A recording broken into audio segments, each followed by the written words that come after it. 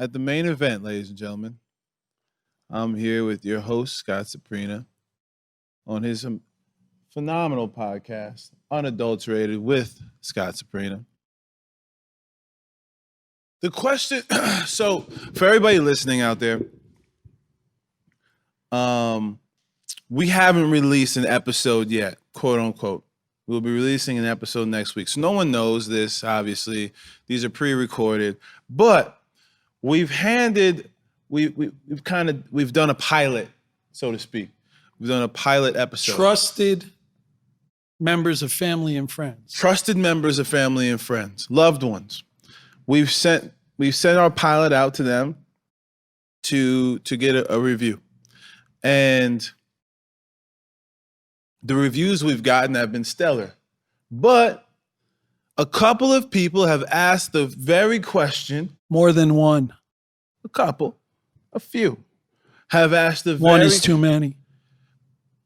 Have asked the very question, are you coming off as a rich guy who knows it all and is leaving out the real experiences that have happened? I'm 50-50. You're 50-50? Let me finish. I'm 50-50. I don't think you're coming off as a rich asshole. No, I don't think that you're doing that. But I do think that you're skipping some of the process of how. This will be just to jump in on that. I think initially my goal was to tell people who I am and basically what I'm about. Mm-hmm. I think future episodes get to the process in specific. So my goal of the first few episodes was to say, this is how I got here. This is what I believe broadly, not addressing each step. So that answers that. Okay. But as for your rich asshole idea, I tell you, the reason I like the thought, and by the way, it was my sister, and I could say that because I have three, so I don't have to name any names. But my sister said I might be coming off like a rich asshole, to which I reply, because of the country we live in, you kind of have to earn your stripes or develop some credibility before you can espouse that you've learned anything that you find to be an advantage. See, that's where you're wrong. But you're not wrong for your no. I understand that there are guys on TV selling their wares who may or may not have a dollar. Haven't done a damn thing. Who are taking a shot that you're going to buy their crap. Yeah. There's a lot of differences here. One of the differences here is I'm not selling you anything. I don't want anything from you. I actually want more for you. That's the reason for the podcast. I want to give back like Joe gave to me, like Scott Schwartz gave to me, like these people gave to me. I want to give to you because that's what makes me happy. So there is a selfish motivation. I want to continue in my happiness. But back to the rich concept, I think it's really easy to look at somebody and actually, let me get back to something. I've already told you the story where I have drowned in my own mistakes. I have been underwater, so to speak. So now it seems that because I'm above the high water mark or the water at its deepest, that somebody's going to accuse me of being rich as if it's a derogatory term. I aspired my whole life to get to a point where I could be without worry, without dread, without fear. Now I'm there, so if somebody chooses to describe that as rich and give it a bad connotation, I think that would be their shortcoming. I am definitely prosperous. I am prosperous every moment of every day because I believe that I am. And I realize that's a stretch coming from what you may see as a rich asshole, but it's the truth. And that may be a leap for some to believe that there's a guy shooting a podcast for the purpose of telling the truth. Well, when you look around, turn on the news. Tell me how much truth you see. Tell me how many people are saying something that have no interest in the outcome in their direction. You're looking at one. My interest in the outcome is your interest. That will make me happy, and people have done it for me. And as far as being rich, comparatively, I guess if I don't have to worry about money, I'm 61. And if I don't have to worry about money, if I don't pick up a 61-year-old coke habit or start some vice that I can't control, I'm probably set. I don't owe anybody an apology for that. I worked extremely hard, and that's the way it worked out. To use that description, I think, gives everybody an out. I'm done listening because he's a rich asshole. What he's saying couldn't work for me. You need to follow the whole story. He was $600,000 in debt. He was broke. He was arrested for not having insurance on his car. He borrowed money from a Shylock. He's rich today. That's a dream. I will never apologize for being a dreamer or, in fact, living the dream. And that people look at it and want to make it a bad thing is part of what's wrong, not what's right. We should look at somebody who makes that climb and go, damn, see, it can happen. But instead, somebody's worried that I might be a rich guy. By the way, if I was a poor guy, you wouldn't listen to me. Unless I ran some line of shit that convinced you and I sold you something. But that's not what this is. And I'm glad it came out early, and I am passionate about it. Anybody out there, I've been broker than most of you. And I've done the wrong things. I've gone to Shylocks. I've done that stuff. That's not what rich people do. That's what people do. And I find it offensive that somebody who works his way up and, yes, is blessed at some times and at critical points and gets perhaps what some people would call lucky, that there's anybody who would degrade that. And as you know, it's somewhat, it speaks of jealousy. It speaks of envy. It speaks of all these things that I won't partake in. I know people with 100 times the money I have. I'm not envious of them. I don't know who they are or what their life is or how they live. And when you call me rich, I will tell you, the rich part's not the good part. The wealthy part's the good part. I have love. I have things that are not monetary. You know, you want to say somebody has success. My life with my wife and children is so good and so loving. That's my greatest success. It's not the money. The money could be taken away. A tree fell on my son's house 2 days ago in the storm. And he reacted as if a tree fell on his house, not as if the sky was falling. And that's a learned thing. That's a learned thing. He's not going to panic. By the way, that's the second son. The first son might have panicked because he was there in the bad years, in the lean years. So, but, you know, just to sum the questions up, people want to look at me and say that's a rich guy, and therefore I'm not taking his advice. I don't know if you want financial security. I don't know that I take advice from a poor guy. So even on that level, you're going the wrong direction. Let's step outside of yourself for a little bit. That's challenging. Let's just do it. I'm going to ask a couple of variations of this question. How would the 30-year-old Scott view the 61-year-old Scott? Applauding,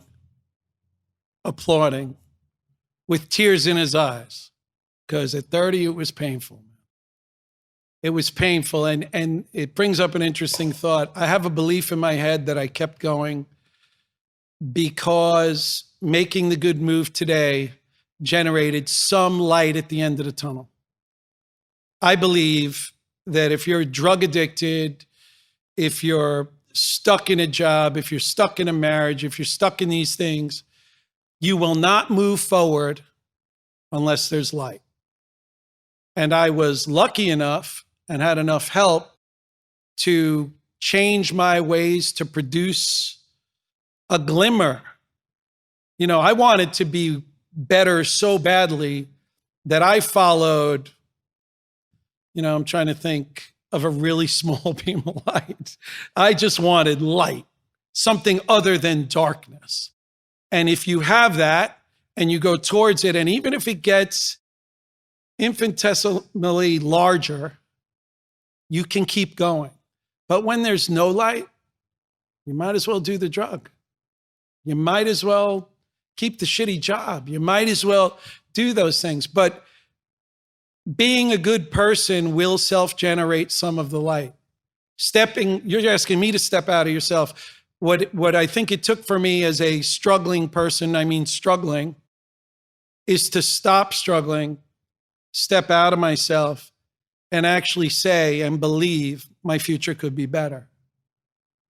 And you know what is a good analogy for that is that most people, even as young as 20, have had an experience in their life that they thought was dreadful and almost killed them. Most people, 20, 25 years old, have had that experience. When they get 3 to 5 years away from it, if they think back, they'll think, you know, it wasn't as terrible as I made it out to be at the time. And that's the truth of most of it. And being devastated is sometimes a place to rest when that's not what you want to do. You want to keep moving forward. I used to have a sign above my door in the old company. It said, if you're going through hell, keep going. That's really good advice. That's really good advice. Simple and good. You alluded to it a little bit, but what is rich to you? Because rich to me, not being rich yet, is completely monetary. And it would be hard to talk me out of that thinking, because the want for more in terms of money is something where I feel is for the people that aren't in your shoes, that's the disconnect, because they're in a constant place of want. I want money. I want to get money. I want to be rich, and they're not yet. So that's why I say, well, take yourself outside. You took us into about like 3 episodes right there. The first thing I would tell you is I got lucky. One of the books I read after the book I gave you by Deepak was a book about Buddha. Mm-hmm. And I think the clearest thing that he said for me was, all your suffering is based on want. All your suffering is based on want. If you want to be rich, wake up in the morning, make steps to bring yourself to rich, and let the world handle the rest. You don't have to want it. You just have to make it happen. You just have to do the process. How? And the rich will come. I would ask you, what's the benefit of wanting it? Wanting it only creates angst when you don't get it. 100%. But when you're in a position to where you're not conscious enough to understand that way of thinking. You're not conscious because no one's telling you the truth that I'm telling you, unless you're lucky enough to be in pain enough to pick up a book by a Buddhist monk written how long ago by a kid from Long Island? The math on that is terrible. That's why the United States is a mess. But that's what the point you're missing.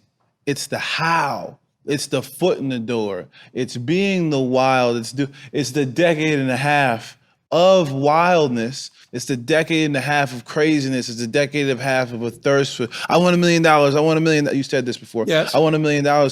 And that's not how you get $1 million, is by saying, I want to get $1 million because I want to have a lot of money.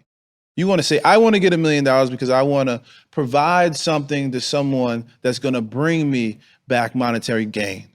Right? I'm saying now the education is there's wants and there's aspirations. Aspirations are for godly things. Love, equality to all people. That's an aspiration. Wants are for things that will personally benefit you. The wants are a problem. The aspirations are a good thing. If you aspire to something, you do it with your soul. It's internal, and it's not if I don't get it, I will be unhappy. Wants, you're setting yourself up. I want this. I want to have $1 million by the time I'm 30. When you're 30, you sit back and realize by your own description, you failed at it because you gave yourself a time limit. Well, that doesn't feel good. That's not encouraging. But if you go and do the work and say, like I said before, I am going to be the best seating guy in the country, it comes. And it sounds to me like you're saying that people are going to say, well, he doesn't understand wanting. No, I understand it. And it's the wrong direction.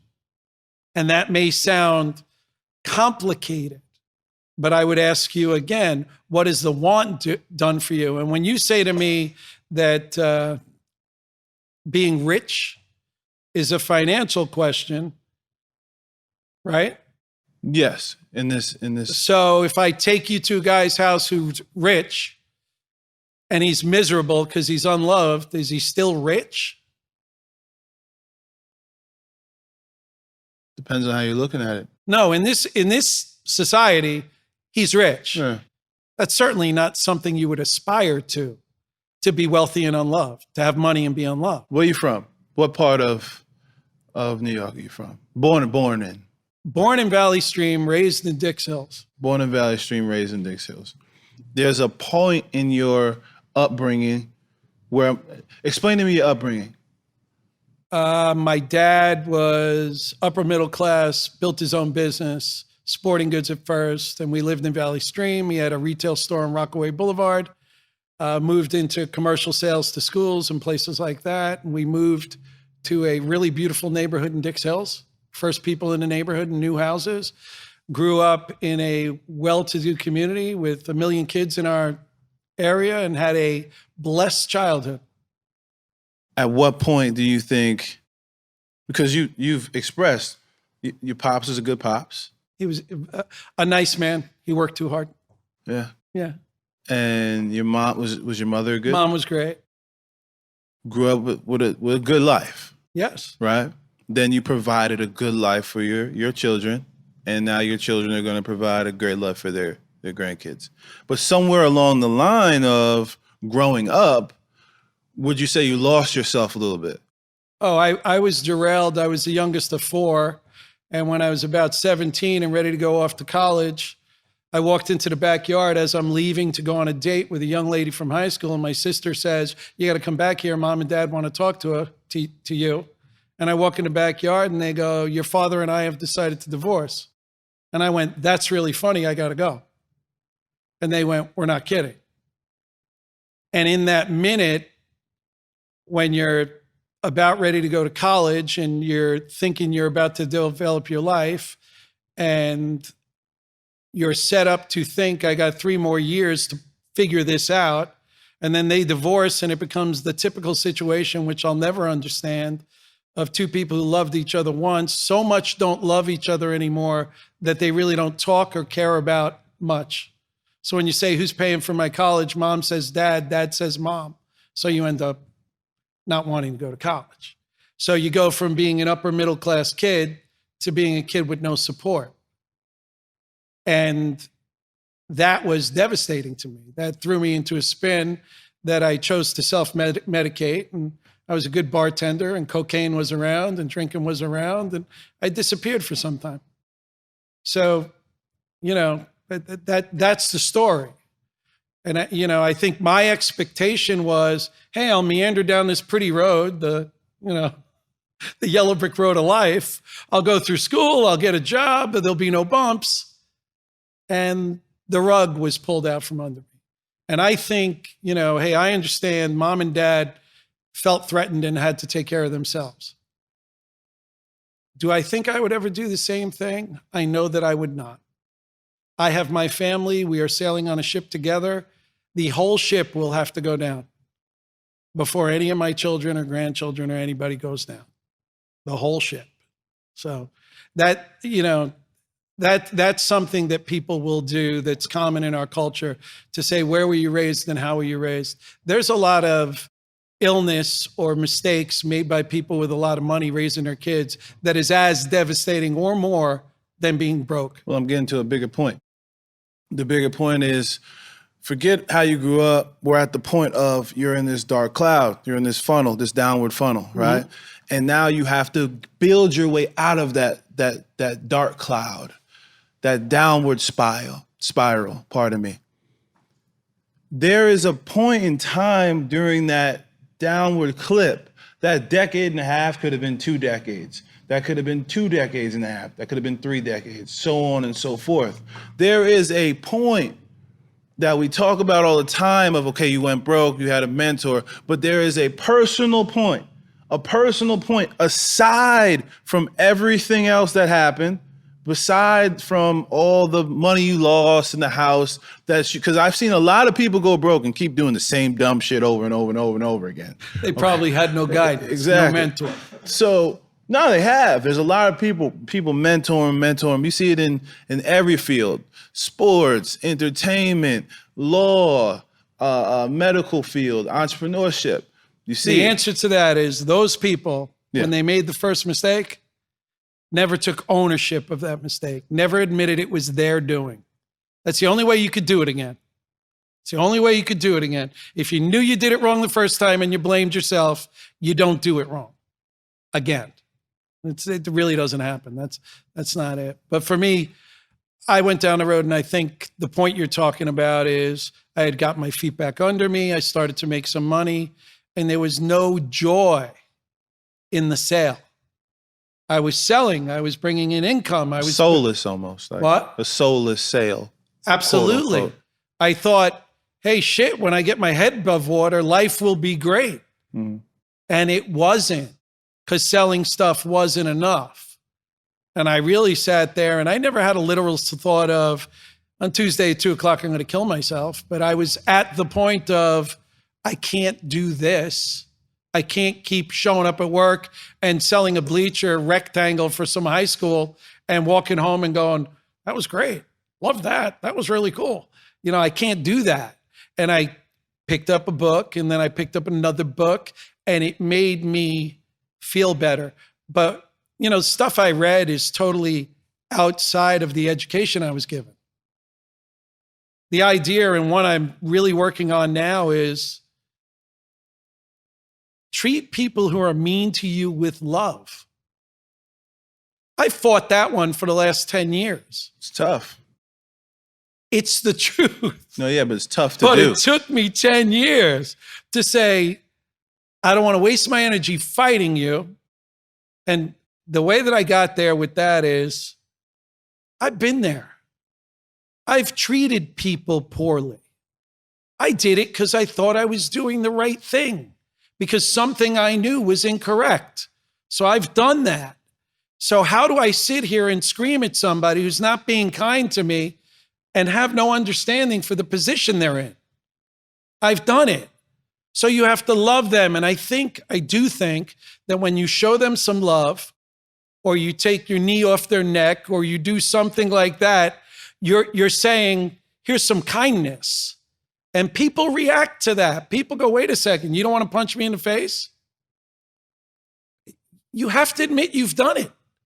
You've done the same thing. You've been mean to people. You've lost your temper. You've done that. To react to their temper, people in hindsight don't want to act that way.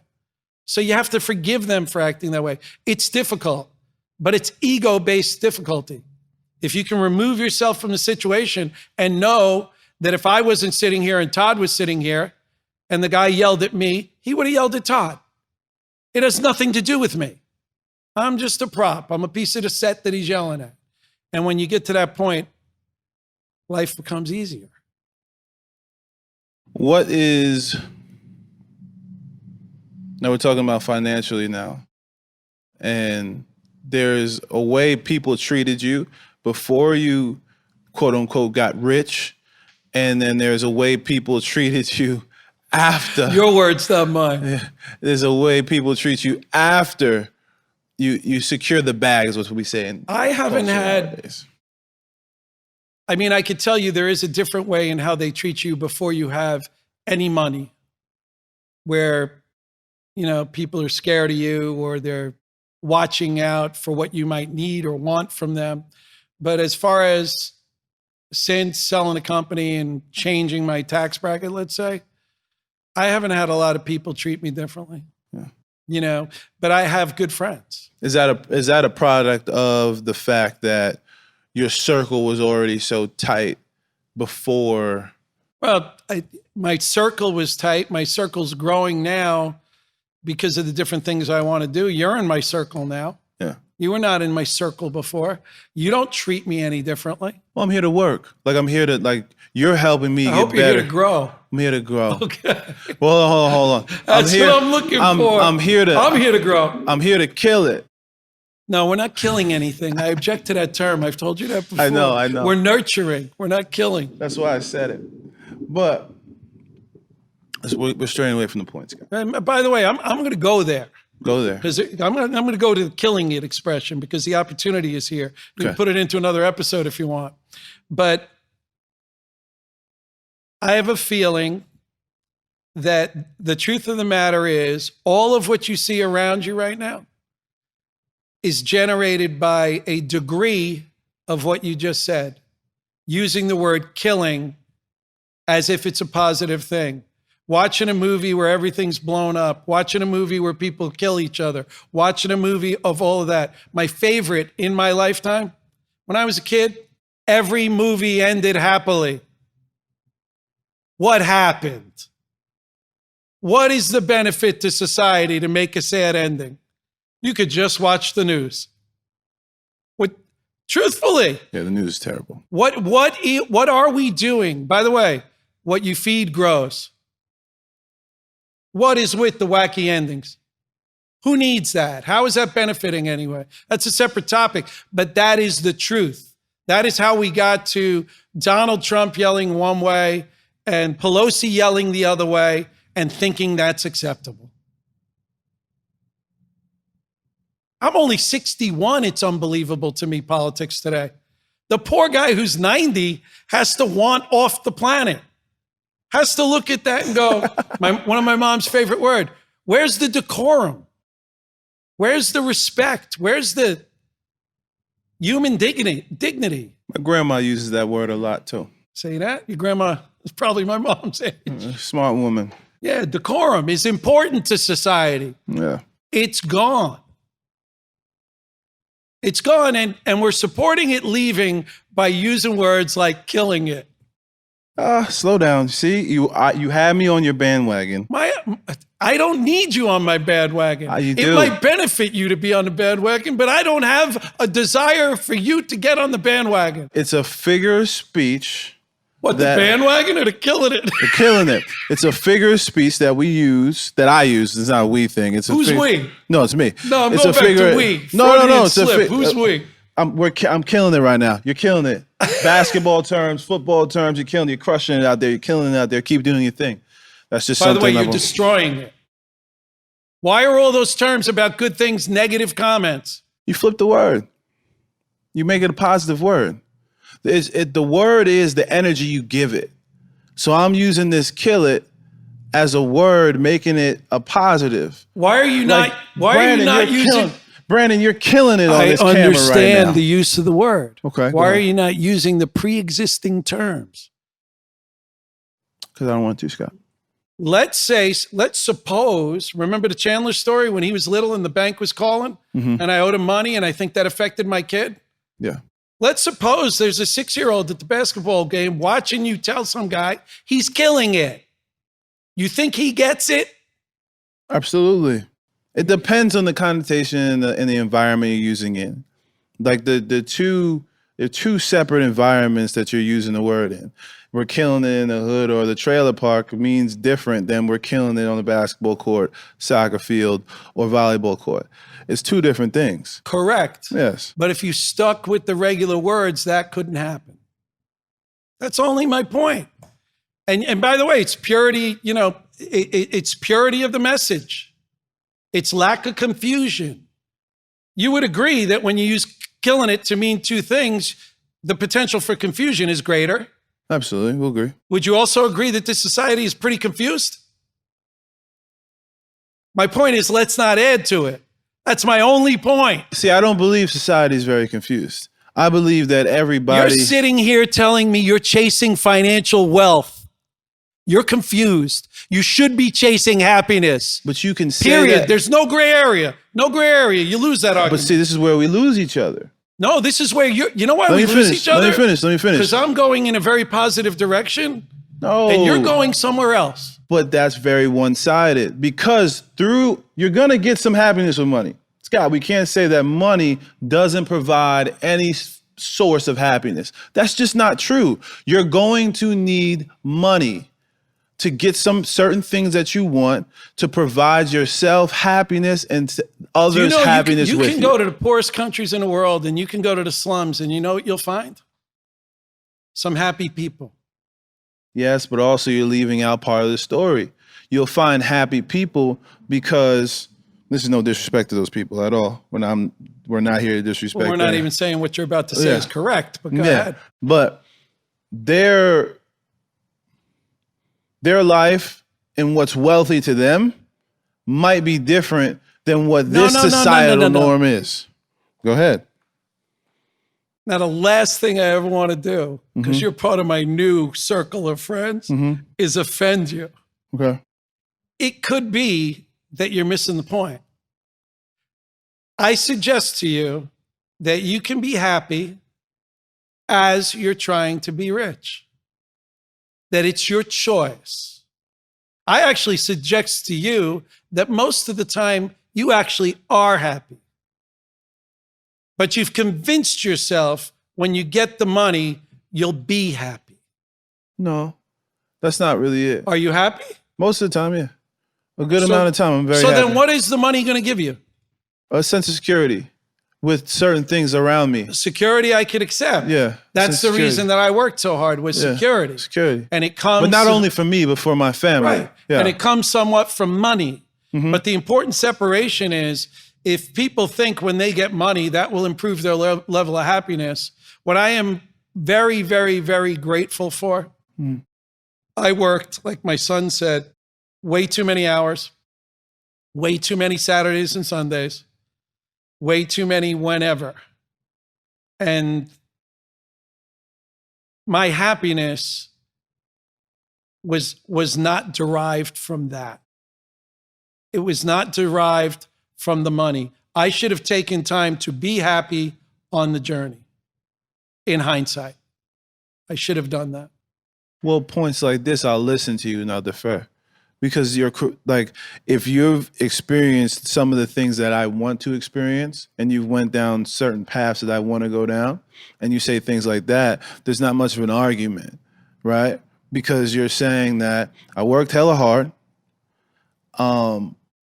With that said, I could have done some things differently and smelled the roses along the path. There's Right. nothing wrong with that. Well, and what I'm saying is the money, I said it before. I said it before you had an objection to, I want this money because it'll bring me happiness. It's not going to bring you happiness, and you can choose. I mean, I'll make it real easy. I have a year and a few months old grandson.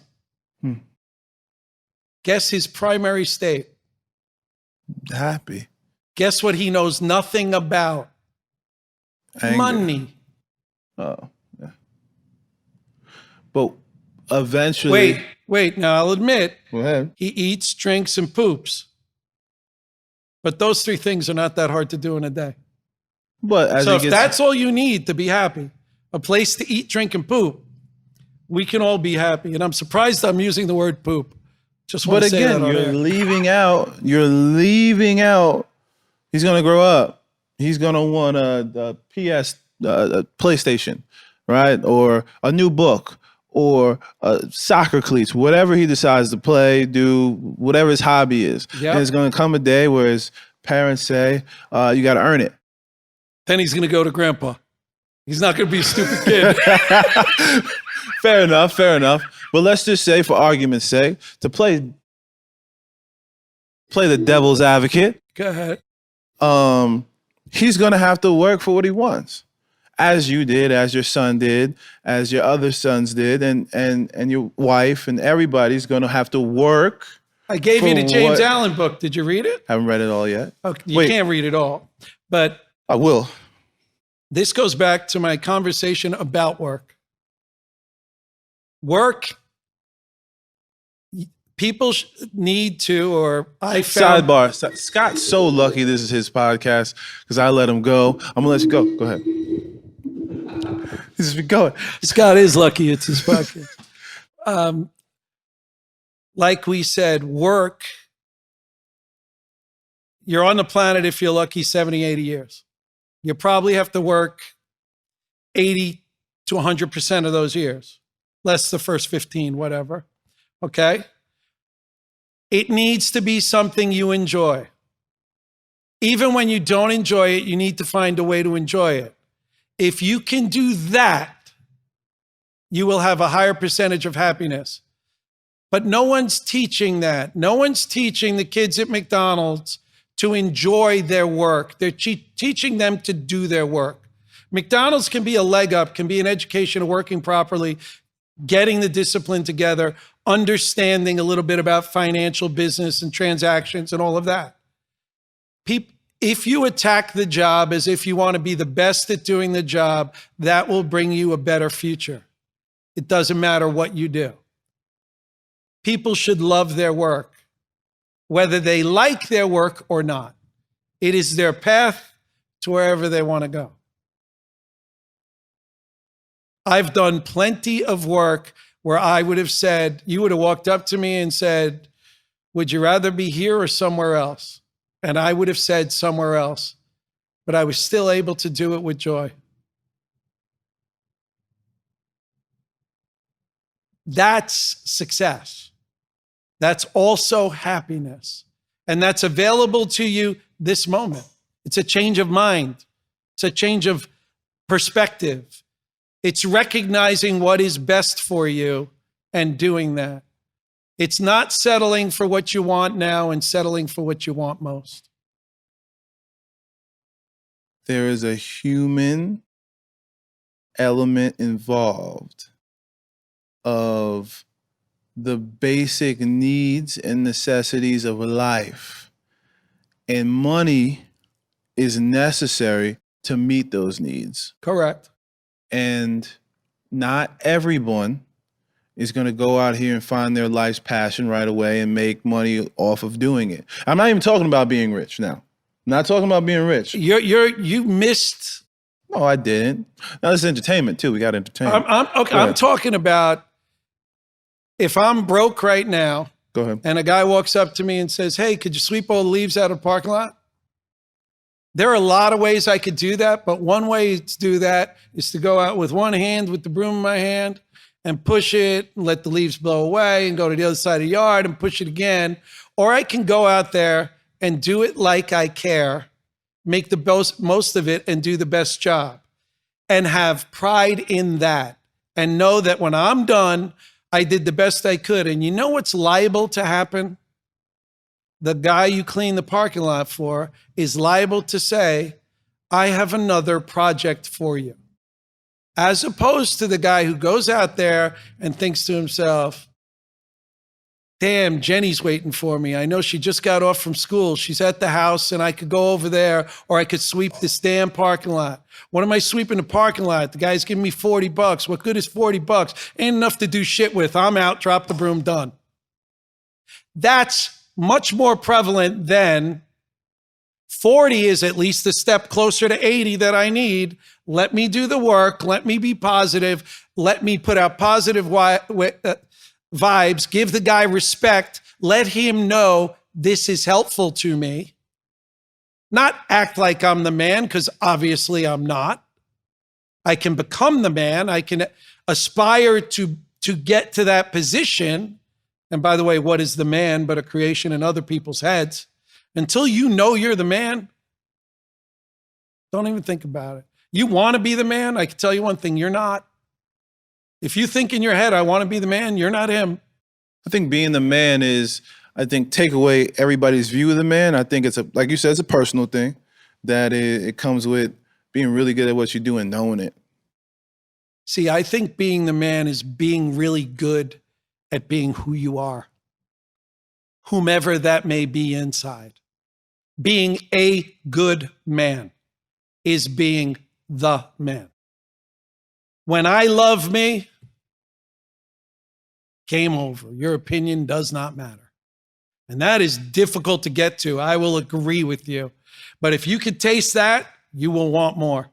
If you have a day where you said, I did the right thing, I'll give you a story, okay? It's a true story, happened yesterday. My son, Dalton, and Anna are scheduled to get married during COVID in September. They've tried to cancel their wedding.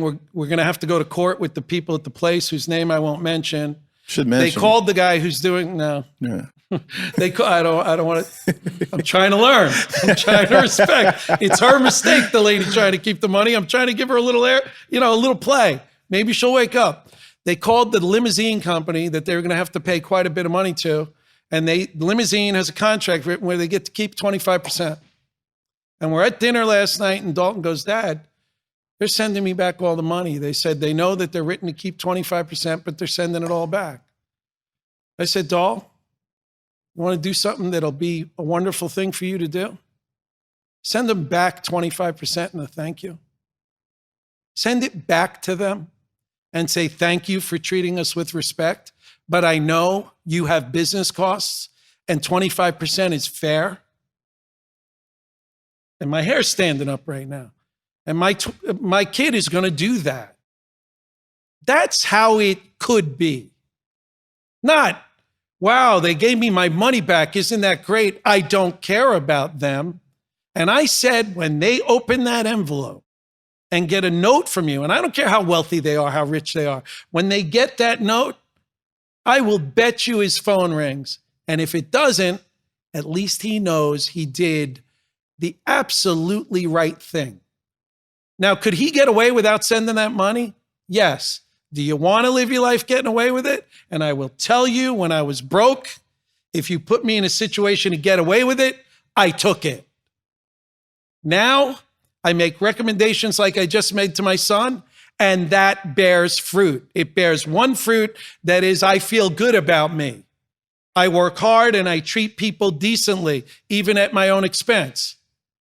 As opposed to, the lady at the venue is fighting him about it. The other guy said, I feel for you, and gave him all his money back. Well, how do you say that's wonderful and kind to you? You do the right thing. And by the way, whatever you feed grows. Do the right thing. You are far more likely to do the right thing tomorrow if you did the right thing today. Until you do the right thing, the math of you turning over a new leaf and doing the right thing is slim. And that is why a lot of people who sit there and struggle on Monday and struggle on Tuesday and struggle on Wednesday is because they haven't changed what they're doing wrong. They believe it's a struggle. They believe it's a struggle. So what do they get? A struggle. And by the way, you could say that's easy for you to say. That's not easy for me to say. When you are faced, you have to take a leap of faith and say, I'm going to try what this crazy guy's saying. I'm going to try it. The cool part is, if you try it and you pay attention, the result will be quick. That's why I'm doing the podcast. If I could get 100,000 people to change their attitude from negative to positive, to believe in a better way of life and a return from being a good person, whether that's a better feeling about yourself or that's a physical return from the universe, the world would noticeably change. Perhaps Pelosi wouldn't react to Trump. Perhaps she'd focus on what she can do and not what he's not doing. Right now, no one's doing anything. Why don't they just admit that? I'm here blocking him. He's there blocking her. By the way, they both work for us. How can that be? How can two of our employees decide they're going to stop producing the good stuff? How can that be acceptable? What is that? But that's my hope. My hope is that I'm a little part of some people saying that works. And by the way, being a better person is its own reward. You don't have to hide from anybody. You can be exactly who you are. You don't have to worry about being on camera. How many people do you know would tell you they went broke, they did coke, they did things they're not proud of, and not be ashamed of it? I am unashamed. I have been freed because I turned it around. It's not bullshit. It's true. There was an awakening. There was, through the help of a bunch of people, I got my mind right. The amazing part about that statement is, when I got here, my mind was right. The first day I was on the planet, I was a good person. What the hell happened? Sum it up. Sum it up, I'm a rich guy who's spouting shit for his own intents and purposes. You're all fucked. I'm out.